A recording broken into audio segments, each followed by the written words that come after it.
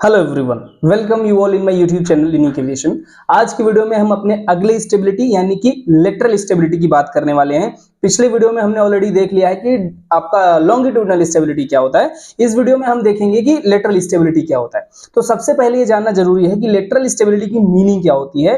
Lateral stability का मतलब ये होता है कि कोई भी एयरक्राफ्ट की ऐसी क्वालिटी जब वो एयरक्राफ्ट रोल करे, रोल यानी कि जब वो ऐसे जाकर के जैसे फॉर एग्जांपल अगर आप एयरक्राफ्ट को कभी टर्न लेते हुए देखो तो एयरक्राफ्ट ऐसे सड़क की तरह ऐसे सीधे जाके ऐसे टर्न नहीं होता है, ऐसे ठीक है, ऐसे जाके ऐसे टर्न हो जाए। ठीक है, एयरक्राफ्ट कैसा टर्न होता है, रोल करके टर्न करता है। यानी एयरक्राफ्ट ऐसे पहले एक विंग उसका नीचे जाता है, दूसरा विंग ऊपर जाता है और उसके बाद फिर यहां से याविंग मूवमेंट चालू होता है और एयरक्राफ्ट ऐसे टर्न करता है। ठीक है, तो जो याविंग मूवमेंट होता है यानी इस तरह का मूवमेंट होता है, उसके लिए अलग स्टेबिलिटी हम बाद में पढ़ेंगे। अभी फिलहाल हम सिर्फ रोलिंग की बात कर रहे हैं, यानी जब एयरक्राफ्ट का एक विंग नीचे और दूसरा विंग ऊपर, यानी इस पोजीशन में जब एयरक्राफ्ट होगा, इस स्टेबिलिटी को हम बोलते हैं लेटरल स्टेबिलिटी। ठीक है, तो ये लेटरल स्टेबिलिटी में सबसे खास बात, ध्यान रखने वाली बात क्या है, जब हम लॉन्गिट्यूडनल स्टेबिलिटी देख रहे थे तो हमने वहां पर देखा था लॉन्गिट्यूडनल मतलब पिच अप और पिच डाउन। तो यहां पर हमारा जो एक्सिस था वो कौन सा था, लेटरल एक्सिस था करेक्ट। वहां पर यहां पर क्या है, क्योंकि हम लेटरल स्टेबिलिटी की बात कर रहे हैं यानी कि हम रोलिंग मूवमेंट की बात कर रहे हैं, तो इस स्थिति में कौन सा ऐसा एक्सिस होगा जो कांस्टेंट होगा, ऑब्वियसली लॉन्गिट्यूडनल एक्सिस, यानी जो एक्सिस यहां से जा रहा होगा और यहां से निकल रहा होगा, यानी जो बीच वाली एक्सिस होगी वही कांस्टेंट रहेगी। आप चाहे जिधर एयरक्राफ्ट को रोल कराए, चाहे इधर या इधर, ये वाली एक्सिस जो ऊपर वाली है यानी जो एयरक्राफ्ट के नोज से जा रही है और टेल से निकल रही है, ये एक्सिस कांस्टेंट रहेगी। यानी कि सबसे अच्छा क्वेश्चन यहां से क्या बन रहा है कि हमारा जो लेटरल स्टेबिलिटी होता है वो किस एक्सिस के अराउंड होता है, तो लॉन्गिट्यूडनल एक्सिस के अराउंड होता है। ठीक है,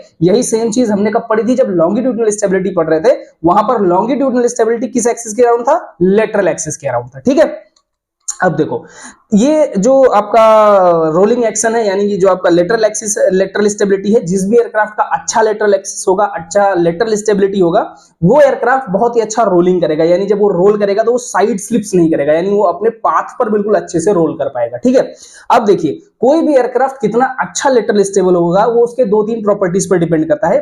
पहली प्रॉपर्टी उनमें से आती है डाइहेड्रल। ठीक है, डाइहेड्रल। दूसरी आती है स्वीप बैक।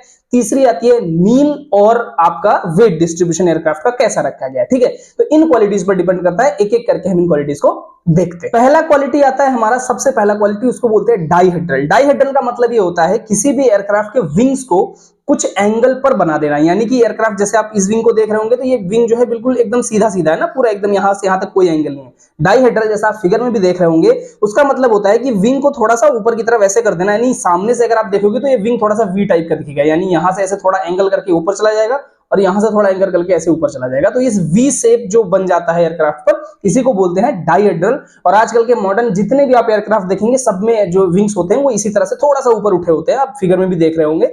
और इस एंगल को, यानी जो एंगल बनती है ना आपकी एक्सिस और इसके बीच में, उसको हम बोलते हैं डाइहेड्रल एंगल। तो इससे फायदा क्या होता है, अब फॉर एग्जांपल चलिए आप मान लीजिए एयरक्राफ्ट जैसे ही रोल किया तो ऐसे रोल करेगा, करेक्ट। जैसे ही एयरक्राफ्ट ऐसा रोल करेगा तो रोल करने के बाद ये मुड़ेगा, करेक्ट। अब जैसे ही इसने ऐसा किया ये मुड़ गया। अब इस पोजीशन में जब एयरक्राफ्ट होगा तो आप सोच के देखिए क्या होता है, एयरक्राफ्ट में एयर सामने से आ रही है, ठीक है, यानी यहां से सामने से एयर आ रही है। जब ये इस तरह से हो जाएगा तो ज्यादा एयर किस वाले विंग पे लगेगा, इस वाले विंग पे लगेगा। ये वाला एयर, क्योंकि एयर फ्लो तो यहां है ना, एयर फ्लो तो ऐसा साथ में नहीं टर्न हो जाएगा, एयरक्राफ्ट सिर्फ टर्न हुआ है तो एयर फ्लो जो है वो नीचे की तरफ रह जाता है, ज्यादा एयर यहां पे नहीं लगता और इसका एरिया ज्यादा हो जाता है, इसलिए इस पे लिफ्ट बढ़ जाता है, इस विंग पे जो नीचे जा रहा है, और जो विंग ऊपर है, जो ऊपर जा रहा है विंग, उस पे लिफ्ट घट जाता है, पहला रीजन। तो अब जब इस पे लिफ्ट बढ़ गया तो ये कहां जाएगा, ऊपर जाने की कोशिश करेगा, और इस पे लिफ्ट घट गया तो क्या होगा, ये नीचे आने की कोशिश करेगा। यानी ये ऐसा भले एयरक्राफ्ट है लेकिन अभी इसकी कोशिश क्या होगी, अपने आप ये सीधा होने की, यानी ये वाला विंग ऊपर जाएगा और ये वाला विंग नीचे आएगा तो क्या होगा, एयरक्राफ्ट सीधा हो जाएगा। और जैसे ही दोनों इक्वल हो जाएंगे तो दोनों पर लिफ्ट बराबर हो जाएगा और एयरक्राफ्ट यहां पर स्टेबल हो जाएगा। ठीक है, पहला रीजन। दूसरा क्या है, जब एयरक्राफ्ट ऐसे रोल करेगा और सामने से एयर आ रही है तो आप देखिए ये एंगल ऑफ अटैक से बाहर हो गया, यानी आपका जो एंगल ऑफ अटैक क्या होता था, रिलेटिव एयर और कॉर्ड लाइन के बीच का एंगल होता था, राइट। तो यहां पर अगर आप देखोगे तो रिलेटिव एयर और कॉर्ड लाइन लगभग पैरेलल हो चुके हैं, यानी यहां पर बहुत ज्यादा कम हो गया एंगल ऑफ अटैक, और यहां पर एंगल ऑफ अटैक बहुत ज्यादा बढ़ गया। तो इसकी वजह से भी यहां लिफ्ट बढ़ जाएगा और यहां पर लिफ्ट घट जाएगा, तो वापस एयरक्राफ्ट लेवल हो जाएगा। क्यों होगा, क्योंकि यहां पे लिफ्ट बढ़ेगा मतलब ऊपर जाएगा, यहां पर घटेगा यानी नीचे आएगा, और दोनों जब लेवल हो जाएंगे तो ये बराबर हो जाएगा। ठीक है, इसी तरह से जो दूसरा इसका रीजन है लेटरली स्टेबल बनाने का, वो होता है स्वीप बैक। स्वीप बैक जो आप इस विंग में भी देख रहे होंगे, ठीक है, ये विंग देखिए सामने से अगर आप देख पा रहे होंगे तो यहां से ये पीछे की तरफ गया हुआ है, ठीक है, ये सीधा नहीं है, ये थोड़ा सा पीछे की तरफ गया हुआ है ऐसे, ठीक है, इसको बोलते हैं स्वीप बैक। तो इसको हमने पिछले वीडियोस में पढ़ा था, मैं लिंक भी दूंगा डिस्क्रिप्शन में। इसको हमने इसलिए बनाया था ताकि एयरक्राफ्ट को हम ज्यादा तेजी से उड़ा सकें, ठीक है।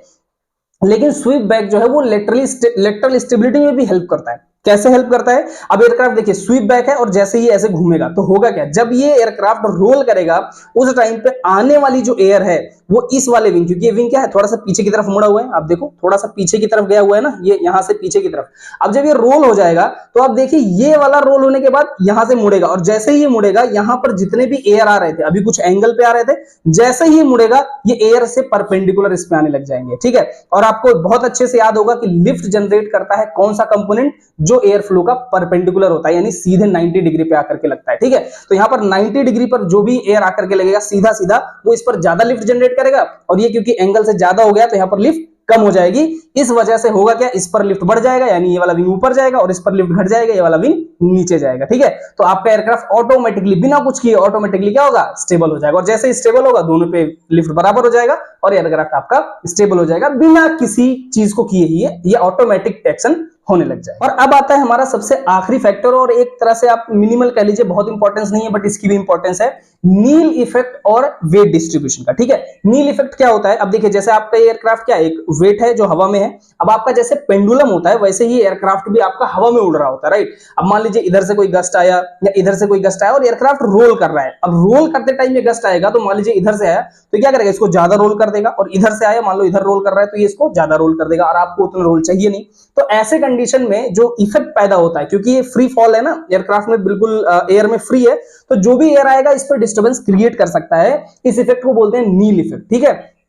और ये जो नील इफेक्ट है इसको कम करने के लिए हम क्या करते हैं कि एयरक्राफ्ट का जो वेट डिस्ट्रीब्यूशन है, यानी एयरक्राफ्ट में जो कंपोनेंट्स वगैरह लगाए जाते हैं जिनका वेट हमेशा फिक्स रहता है, जैसे कि विंग्स हो गए, इंजन हो गए, हम कोशिश करते हैं कि इनका वेट जो है वो सीजी से ऊपर रखा जाए और आपके सीजी के पीछे रखा जाए। पहला तो सीजी से ऊपर और सीजी के पीछे, यानी सीजी यहां कहीं होगा इस एयरक्राफ्ट का, तो सीजी से ऊपर ज्यादातर वेट रखा जाए और सीजी के पीछे ज्यादातर वेट रखा जाए। तो इससे होगा क्या कि जब एयरक्राफ्ट किसी डिस्टर्बेंस में जाएगा तो आपका एयरक्राफ्ट ऑटोमेटिक जैसे ऐसे रोल करेगा ना, तो एयरक्राफ्ट जब इस पर हवा आएगी तो ऑटोमेटिक ये क्या करेगा, सीधा होने की कोशिश करेगा, लिफ्ट डिस्ट्रीब्यूशन की वजह से, वेट डिस्ट्रीब्यूशन की वजह से ऑटोमेटिकली, ठीक है। तो ये 3-4 ऐसे मेथड हैं जिनको हम यूज करते हैं ताकि एयरक्राफ्ट को ज्यादा से ज्यादा लेटरली स्टेबल बनाया जा सके, ठीक है। तो ये हो गई आज की वीडियो जिसमें हमने देखा कि लेटरल स्टेबिलिटी क्या होती है। अगर आपको वीडियो पसंद आई हो तो प्लीज वीडियो को लाइक कर दीजिए, औरों को शेयर कर दीजिए ताकि सबकी हेल्प हो सके। Thank you.